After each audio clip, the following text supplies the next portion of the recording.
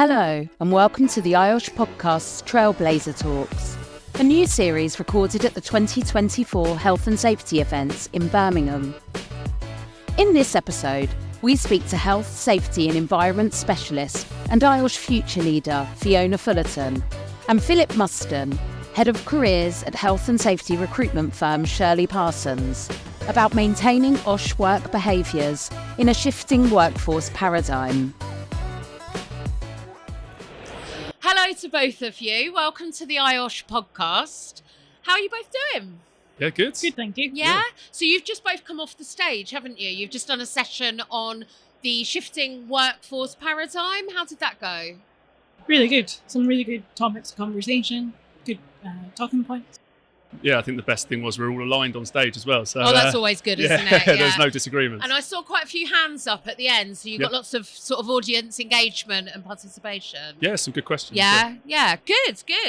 Okay, so for our listeners of the podcast and viewers, because they may well be watching us on YouTube, can you just tell us a bit about yourself, Fiona? So I'm currently HSE Lead at SLB, so we're a technology company. Been in the OSH profession for almost 10 years. Before that, I was working offshore in the oil industry, and I then had come straight from university doing geography and geoscience. Cool. How about you, Phillip? Not as glamorous as that, I have to say. I head up our careers division at Shirley Parsons. So Shirley Parsons are a specialist HCQ careers recruitment agency. Have a wider remit, but I've done it for 14 years now. So I'm also health and safety qualified, which I always love telling people as well. So not only can I support them in their career, I actually have an understanding of the industry as well. Yeah. So, Oh, and how did you find that? what, doing the qualification? Yeah. I enjoyed it. I was one that when I was quite young, never really studied well in school, and actually later in life doing qualifications, and actually I have a genuine interest in the industry as well, having done it for 14 years. So yeah, it was good. It was good. And I guess working in recruitment and speaking to, because the OSH demographic is that little bit older. It is, yeah, So traditionally. the sort of people that you're talking to, you can relate to as well. Yeah, definitely. And part of the shifting is what's happening with the environment of people entering and how that's changing the industry. So yeah, I'm not young by any means, so I'm kind of in the middle ground of the demographic, but yeah, I think it helps give that credibility. Yeah. That was a lovely lead-in, Phil, to what we're talking about today. So, Fiona, you mentioned that you studied geography and geoscience at university, and then you moved into OSH about a year after graduating. Is that right? Yeah. What attracted you to the profession? I think we can see that every day is different. We can make a change to people and how we do processes and tasks. And I get to see every single part of the business, so I don't just work, offshore like I did, or maybe in logistics. I get to see everything. I don't just get stuck in one part. Yeah, that must be really, really interesting. And like you say, not one day is the same as well. And you get you manage to get your teeth into lots of different parts of the organisation, I guess. Yeah, you plan your day, Yeah. and then it is completely different to what you planned. Yeah. Because something random and strange that is completely new pops up, but it keeps us interested. Yeah, definitely. Some people wouldn't deal very well with that. So I guess you have to be the right type of person, don't you? Yes. Yeah. Phil, you've recruited OSH professionals for, like you said, over a decade. Yeah. So you must have seen some changes in the industry, especially in recent years, post-pandemic.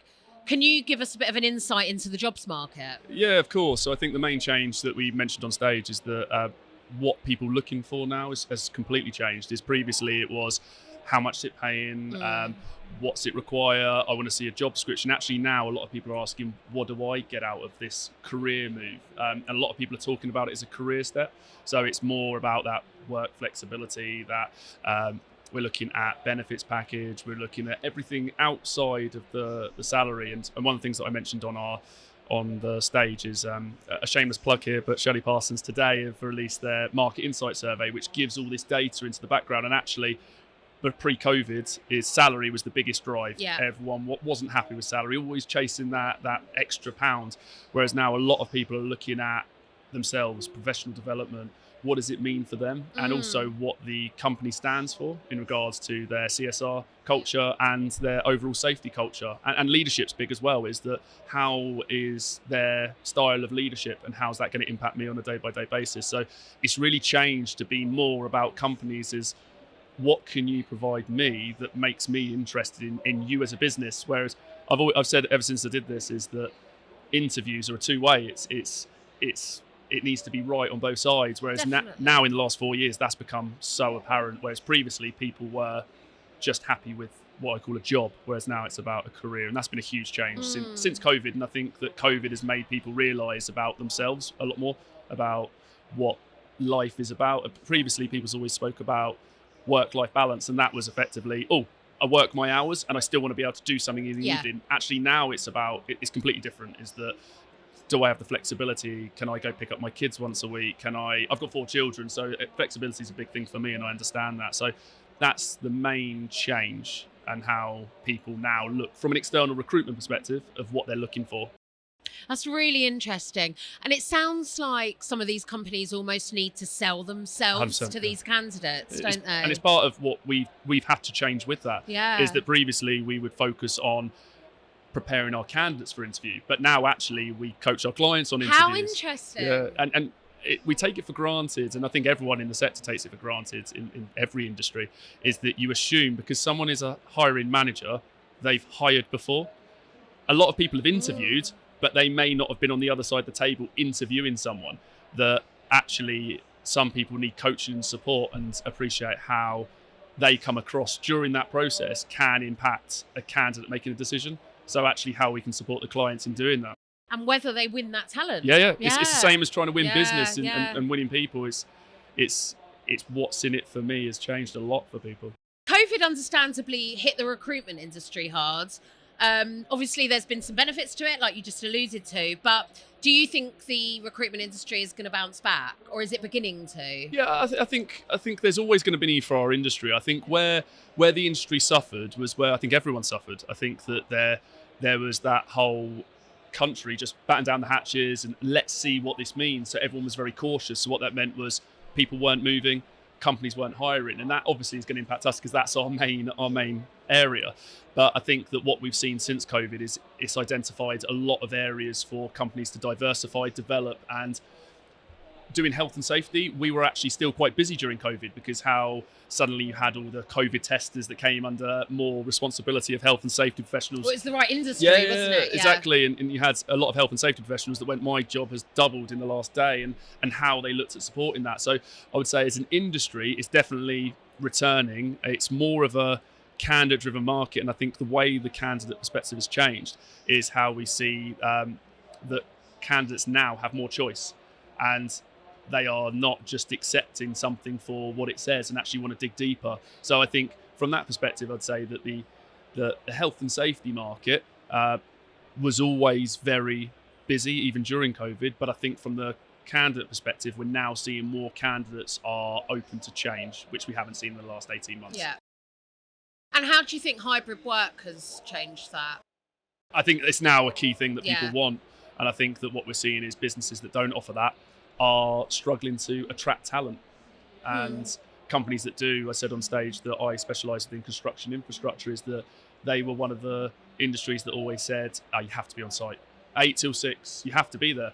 Whereas actually COVID made them change. And that's where we've now seen more people keen to go into that industry and more people stay in that industry, because we had quite a lot of people prior to COVID that would go into construction and want to come out because of the lack of flexibility and the restraints that caused. So I think that that's a positive part of COVID coming out, and how we've seen motivations change in people, especially on the flexible working. It's now as I said on stage, is that we, in part of Shirley Parsons' Insights report, which is downloadable from our website, it has in there about the motivations around flexibility being one of the areas that people are the most happy about or the most unhappy about. It's the big divide, and so that's a real key thing for people.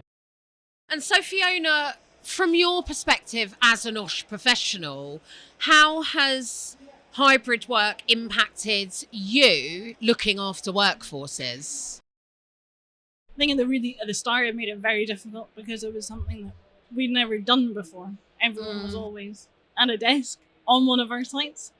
And now you're going from everyone in to everyone who works in an office being at home, especially in the first few lockdowns. And it's trying to think, how do we look at ergonomic risks? How are people sitting? Because some people went home with nothing and sat at their dinner table on a stool or a wooden chair because a lot of they people had still do nothing. that, yeah.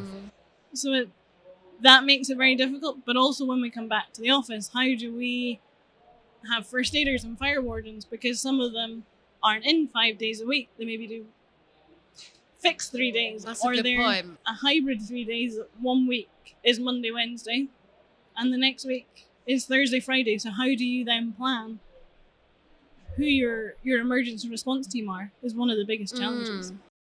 That's really interesting. I hadn't thought of that. So, Philip, what are the key trends that you're seeing in recruitment this year? In regards to health and safety, Yeah. I'd say the key trends of what I've already mentioned is actually candidates wanting to know what the company are offering more so, rather than what you do, if that makes sense. So people traditionally will know what a health and safety professional does, but actually what are they offering alongside that? So we talk about package, work-life balance, flexibility. I mentioned volunteering days on the stage. Is so much has become about the detail that people want, and that's a trend that has changed a lot in the last 3 to 4 years. Is people want that detail. No longer is it, oh, health and safety advisor, London, paying 50k, yeah, fine. It's now, okay, what does that mean? How many days am I in the office? Where are the sites? What's the package? Does it come with a travel allowance? Now everything is based around the wider view rather than that. No longer can you call up a candidate and say, I've got a health and safety manager, London, 50k, and then you go, fine, good. It's everything is now the detail. It's everything that comes with it. So thinking about the perception of health and safety, now we all know that it's not been the best in recent years. As a journalist myself, if somebody asks me, say at a dinner party, what do you do for a living? And I say, oh, I'm a magazine editor. Oh, for what magazine? Thinking it's going to be like Cosmopolitan or something like that. And I'm like, an employment law magazine or something, because I'm not ashamed, but people don't get it, do they? And they don't realise health and safety has this reputation as being somebody that tells people that they can't do that, or we need to risk assess that, or we've got to check that box. So Fiona, from your perspective, how do you think the perception of health and safety has changed in recent years? And I guess from COVID, because they were so integral during that time. I think it's still mixed, and as we spoke about on stage, it's a generational thing. We still have pockets of the generation that think, as you said, we're like police officers that say, yes, you can do that, or no, you can't. Exactly. And you still see on social media and the press, oh, we haven't been able to do that, and they use the excuse of health and safety. And I think for it to continue to move, I think we need to quash that and get rid of that perception. I think it's definitely changing. I think the younger generation see why we're here and why we're there to keep them safe and how we can keep them safe, especially now with the discussion on well-being and mental health. But it's still a daily task to quash that. Yeah, every single client and candidate I speak to says the exact same thing, is everyone wants the someone who is engaging, not a police officer. But there are still professionals who bring the industry back, and actually health and safety is seen as enablers. It's about being able to do the job better, more efficiently, not just stop what you're doing it wrong. Yeah. But there are people in the industry that bring it back to the 70s, 80s for sure. I think it's both sides. It's the workers that we're there to support that have that misconception of us, but there's also us as professionals that some of us are still clipboard, sit behind a desk, and that's the role, rather than actually getting out and speaking to those that we're supporting. That's an interesting point about actually the workforce and getting them on side, I guess. But also with the boards, sort of in terms of investment and costs, that health and safety costs actually increases productivity and improves efficiency. So actually, you get a return on your investment. So it's about persuading them as well, isn't it? Absolutely. Yeah. Okay, so Fiona, as part of the IOSH Future Leaders Group, we were just talking about sort of younger workers. From your experience of being a woman in occupational safety and health, what advice would you give to others looking to start or progress their careers in health and safety? I think just get stuck in. Yeah. Really get stuck into what you want to do. The workers that you're there to support, get to know them. That's certainly been my biggest takeaway from the lockdowns and COVID, is actually get to know the workforce, and you get a lot more out of them rather than just being the health and safety person. Knowing a bit about their personal life actually made a huge difference as to how I then communicate with them. Take every experience that comes your way. We all started out fresh. And I think that's one thing that when you're starting out, you forget, that actually go and ask people, go and speak to people. We've all started at the beginning. Yeah. We all know how it was when we first started out. Make that connections and just reach out when you are stuck and have questions. We've probably all got the same stupid questions in our head. Yeah, absolutely. And so kind of looking to the future, if you imagine health and safety, the occupational safety and health profession, say in 50 years' time, what skill sets do you think we're going to need? I think technology is going to be Yeah. a huge part of it, in terms of how we're now taking in AI, looking at, the different platforms that we can use, not just PowerPoint. There's so many things out there. The dreaded PowerPoints. So many packages out there that we can use to get messages Yeah. across, rather than the old style that we used. So I think it's a very exciting time to be in the industry. And I don't think any of us have a golden ball of what is actually going to look like in 50 years, because I think the AI industry is going to be in the next 10 years, and It's so unknown, isn't it? It's it'll be crazy. something completely different in the next 50 years. We've got robot dogs walking around here. There is Spot the dog, I think. Yeah, he came on stage. I think he's on stage now, actually. Oh, is he? Yeah, but it's incredible. And there's a real eagle behind us as Yeah, well. it threw me off on stage. I looked over and suddenly there was an eagle flapping, and I was like, sorry, just needed a second. I thought it was fake at first, and as I moved closer, I realised he's very chilled out, though, I have to say. Okay, so Phillip, similar question to you, but how do you think the skill sets of the workforce need to change, and how do they need to adapt? And I guess, what do you think the recruitment sector will look like in 2074? Yeah, I think if we look at recruitment, it's the same as everywhere. It's technology. Yeah. That any candidate or client that we work with, effectively with the use of technology, want everything done faster and cheaper. It's the world we live in, and I think that whilst there is elements that can be sped up through technology, I think the thing we look at AI, and there's a lot of AI tools that can support our industry in making us better at what we do. But the one thing that will never be removed from our sector is actually the personal approach, very similar to health and safety, is technology can take you away, but actually you need that personal touch, because until we move away from, for example, say human error, if technology came in, that would remove human error, and you could say that's fine, but actually there's the human element that actually people crave and want in a workforce. So I think that whilst recruitment is, we look at AI, you look at communication, how AI you can create, and I was talking to a health and safety professional a couple of months ago, and they typed in on an AI, can you do a risk assessment for a certain industry? And they put it in, and it came up with a 12-page document, and they reviewed it, and they said, this is actually very good. But you need that human element to review the work. And I think that whilst it can speed up elements, a lot of what we do in our sector can't be replaced by AI. So we meet our candidates, we meet our clients, we engage to understand, because I would say 90% of within the health and safety industry, you mentioned it about, it's getting out, it's meeting people, it's asking those questions. You can't do that from behind a desk, and AI can't do that. So I think for the time being, we're okay. Yeah. Well, when you think about it, the human life, it's pretty personal, isn't it? It is, yeah. And if we're protecting workers' lives, then you do need that human touch, don't you? And like you were saying earlier, Phil, if you're trying to sell yourself as a company and attract candidates, if you go completely down the technology route and everything's AI, risk assessments are AI, and you don't need that human touch, ultimately, will you necessarily attract the leading talent? It becomes very much what health and safety has moved away from, and it becomes a tick box. Yeah, is absolutely. That, do you have this, and this? No, you aren't the right person. Whereas actually in health and safety, when we work with our clients and candidates, is what's not on paper is more important. It's how you approach it. And health and safety, like Fiona, you won't be able to call upon every legislation that's out there, but you can find it and you know how to apply it. And that's actually the most important thing from my perspective is how you apply your knowledge in all sectors. And I think when we find people who know every single bit of legislation, people are turned off because they're very tick box, rule focused. No, you didn't comply with that. It's like, well, actually it's asking the questions to why. So I think that, I think people want that personal element, but it's definitely how technology can improve what we do and speed up the process. I think it's here to stay, and we need to look at how we can improve from our side.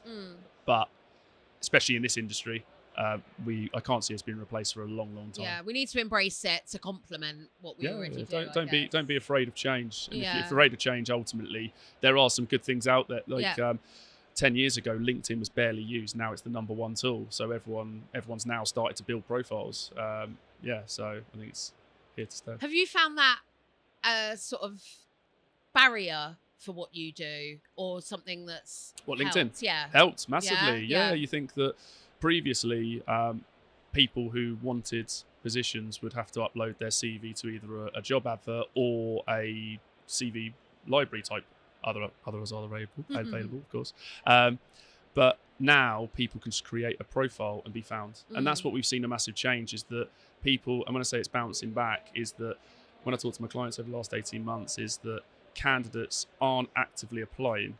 Because of LinkedIn, they are now being actively approached. So you don't need to, all you need to do is flick your status to I'm now open to work, and suddenly you're approached. So you don't need to actually go through all the steps that you previously did to be approached about positions. But isn't that bad for business for you? No, I don't think so. I don't think so, because all the tools that we use have always been available to every single business. But what our industry does is it saves time, which actually is money. That realistically, there's internal recruitment teams, and I've got a friend in internal recruitment, and they'll work 95 positions at one time, whereas we'll specialise on 5 to 6 with a client and go out to market, speak to 180 people and narrow it down to the best 3. So I think if you look at the process behind it, is that, if we feared the technology that other people can use, I think that, the whole industry would go. But actually it's about the value we bring to the timing aspect. That, like, for example, everyone can do every single job in the world, but if one person's doing it, they're not going to be able to do it effectively. And that's where you go to a specialist that says, actually, like if I want my toilet fixed, I go to a plumber. I don't ask a builder. So it's looking at really that specialism, what someone can add that actually it'll come at a cost, yes, but are you going to be able to do it as good? As effectively, If you do it yourself, you might have to do it twice. And I think, again, that's where we embrace technology, is that it does it make it easier? Well, 96% of people now find their next position through LinkedIn. Is it that high? It's that high at the moment, and that's all sectors currently. So it is the number one tool. So I think we use it for our advantage. But I think where our real advantage comes in is the bits outside of just finding a CV. Yeah, absolutely. It's that whole meeting. It's checking that people are the right fit without being biased and saying tick box. It's actually you bring this and offering outside the box options. So you mentioned that today you've launched a new report on the market insights. Yeah, so Shirley Parsons, every year we release our market insights report. It's gone out a month later than usual. It usually goes out beginning of March. It's come out now because actually what we've done this year is we've made it bigger and better than previous years. So every year we talk about work aspirations, salary, culture, job satisfaction, etc. And this year we've gone into a lot more detail. So rather than just talk about what's the average salary in the market, we've broken that down and going, well, what does that mean for sector, location, all of the above? There's gender pay gap in there across industry. So it's that real detail that I think the thing with data is what people can be guilty of is that they look at an overall picture and make a judgment and say, oh, that's what the market's doing. But actually what our data allows you to do is to go, oh, I work in construction in the Northwest. What does that mean to me? So it's a real personalised approach to the report. So that went live today, 40-page report that just goes into real in-depth knowledge of what's going on in the market through health and safety professionals. As I've given you a plug, I'm now going to have a plug, if that's all right, as digital editor of IOSH magazine, because we've also just done a salary survey of IOSH members. So we ran it December, January, salary survey of about 3,000 OSH practitioners. And this was a question I wanted to put to both of you, actually. The figures do, so we are talking about salaries, but the figures do suggest that it pays to be a member of a professional body. So members of IOSH earned considerably more than those that weren't members of a professional body. According to that sample, those who aren't a member get paid a fifth less than their counterparts, which is quite considerable. What are your thoughts on this? I think when I first read about it, quite surprised, but when you actually sit and digest it, it's not that surprising, because from professional bodies you get that support, but you also get the connection network and the training side as well. So there is a massive positive for being with a professional body. Yeah. And are you seeing that in recruitment? Yeah, I'd agree. I think that if you look at what IOSH offers you, I think it's definitely beneficial. I would say that companies look more for qualification, but IOSH obviously offers that network to further grow yourself as an individual. So, obviously I read the data as well, and it would suggest that having a membership does pay.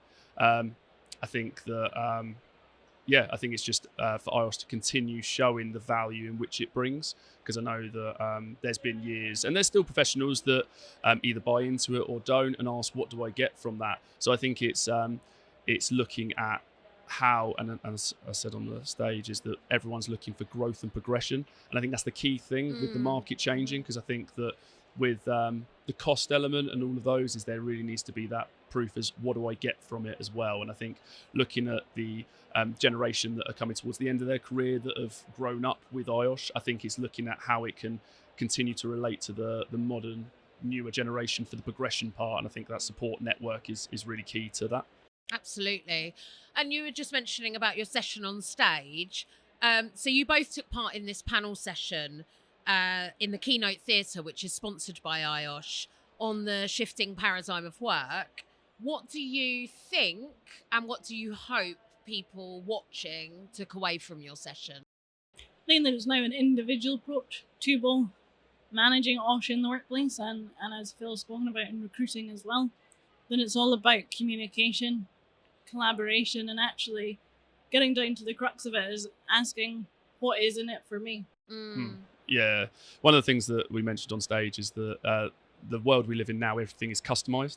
So you look at your phone, case, everything that you have in life is customized to your approach. So actually it's looking at the data. Obviously IOSH have got theirs, we've got ours, and bringing that all together and saying that's a wide view, but actually what might be seen as not very important to the majority could be very important to an individual. And I think it's that individual approach. And there was a question about how does an individual approach affect culture? And I think that we spoke about, actually culture is set by individuals, is that it takes one poor part of culture to spread. It's infectious, and actually looking at making everyone feel like they're part of it. So yeah, I think that was what we spoke about, is the main takeaway was an individual approach to a shifting workforce, because some motivations aren't going to be the same for others. That seems like a really, really good note to end our discussion on. Thank you both so much for coming into the booth today. It was great to meet you. Thank you. Thanks for having us. Cheers. Thanks for listening.